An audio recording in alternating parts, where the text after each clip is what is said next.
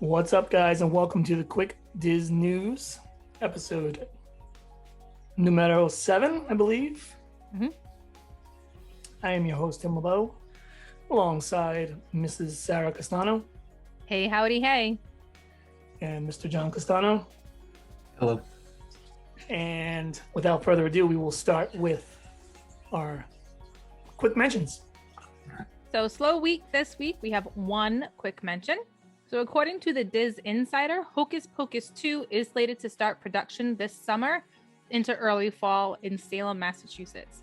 So, while no location or date details have been released at this point, we can kind of speculate they're going to use some of the similar location sites they used in the first movie.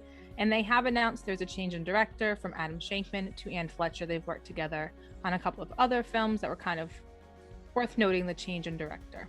It's slated to be released in 2022. They're thinking directly to Disney Plus, but I'm not sure about that. I hope so. But I wonder, what kind of storyline they can use. I guess it's pretty much limitless because they're not like, well, technically the Sanderson sisters were dead, I guess, right? But obviously they're ghostly, so they can write that, they can write that out. And I wonder if all the original, I wonder if you're going to get Max and Allison, who every teenage boy my age was absolutely in love with at the time. All right, so we do have a quick update in addition to our quick mention. So we do have more good news on the entertainment front. The cast of the Hoop-De-Doo musical review has reportedly been called back to work. While Disney themselves have not announced this, similar to the ways they announced that Cirque du Soleil in celebration of Festival of the Lion King, a tribute to the original show, cast members are the ones who are taking to social media with the good news that they have been called back to start their rehearsals and kind of get back in the saddle again. So Hoop-De-Doo Review is one of the longest running shows in American history. It's actually a 2-hour show. I didn't realize it was that long.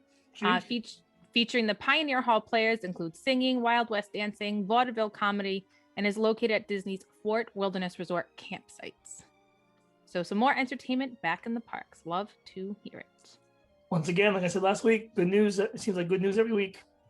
Trickle in, but we'll take it every week. Yep, it builds up. Yep. And our kind of bigger story for this week, again, it was a slow week. Disney World has started to cancel park pass reservations. So they're not canceling it for everyone. We don't need to stress or freak out. Earlier this week, Disney announced a new policy coming into play as a way to free up some of those previously committed park pass reservations. So Disney plans on removing reservations for those guests who do not have a valid park ticket attached to the days that they planned on visiting. They will be notifying guests who are impacted by this via email 48 hours prior to the day which the park pass reservation isn't connected to the theme park admission.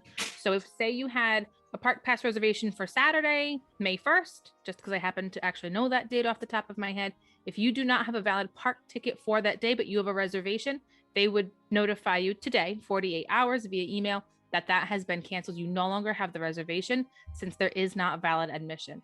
I imagine once valid admission has been secured, you'll link it together. If there's availability, you'll be able to secure a reservation. But at this time, they're just going through and kind of cleansing the system of people who have been able to make reservations without a ticket. So I was not aware that you could get a reservation without a valid ticket to begin with. Mm-hmm. So you and I had this conversation, how I was surprised that was even a thing. Well, I was go ahead. I was getting aggravated with it because this is a very topical topic for me because I'm going through the process right now. And today, because of said cancellations, I believe anyway, it went from no availability to Animal Kingdom being Epcot and Animal Kingdom being available. Keep in mind, I already had 2 Epcot reservations for Sunday, Monday. To this morning, everything being available.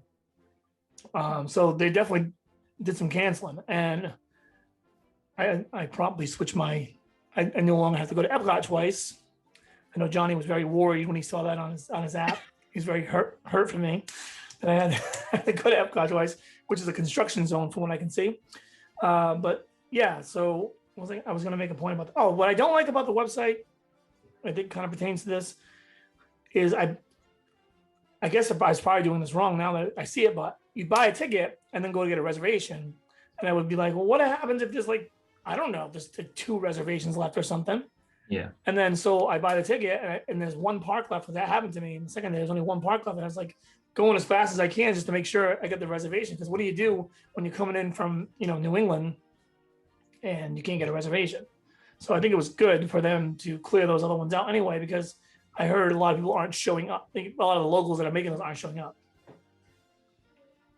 And I know that when we had gone this past Christmas, when we were trying to make ours, we were actually, no, I'm sorry, back that up. When we went in July for our anniversary and the reservation system was new, we were very concerned making sure that our annual passes were linked. And so everything was able to go through. So we were able to get those reservations. So I was surprised to find that people are able, there may have been a loophole.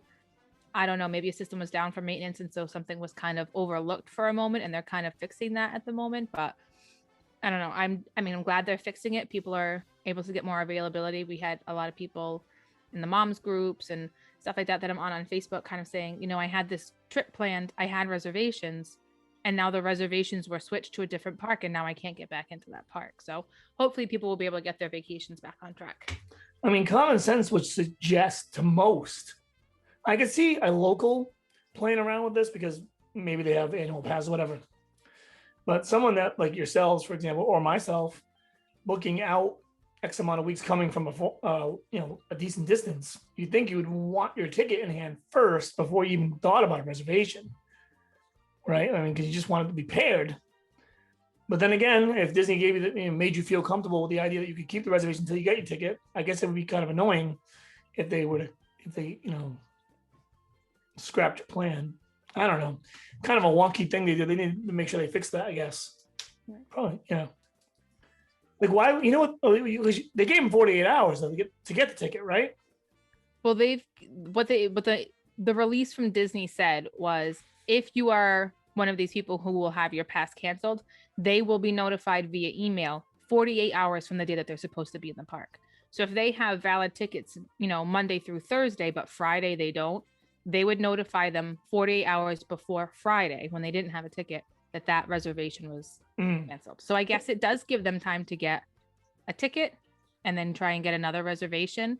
Well, even more than 48 hours now, because now like you just know the news. So if you're at the end of May and you have something like that going on, you got to say to yourself, I got to get my ticket or they're going to, Right. So double check your dates, your park tickets, your reservations, and all of that.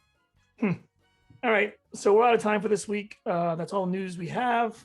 I know it's a very short show, but not much news to report. So that is that. And we will see you Tuesday for the Quick Diz Takes podcast.